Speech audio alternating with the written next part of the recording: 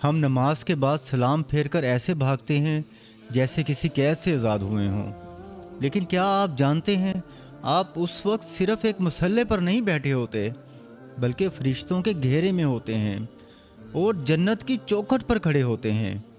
ہمارے آقا صلی اللہ علیہ وآلہ وسلم نے فرمایا، آپ جب تک اپنی نماز والی جگہ پر بیٹھے رہتے ہیں فرشتے آپ کے لیے دعا کرتے رہتے ہیں، یا اللہ اسے معاف کر دے، اس پر رحم فرما۔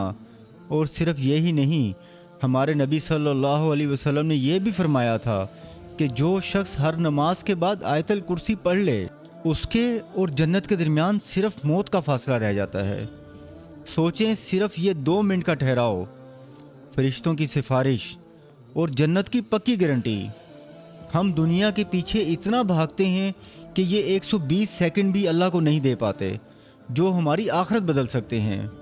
یہ ہماری سستی نہیں ہے، یہ ہمارا بہت بڑا نقصان ہے جو ہم روزانہ کر رہے ہیں۔ اگلی بار سلام کے بعد اٹھیے مت، فرشتوں کو اپنا نصیب لکھنے کا موقع دیں اور آیت الکرسی پڑھ کر اپنی جنت لاک کر لیں۔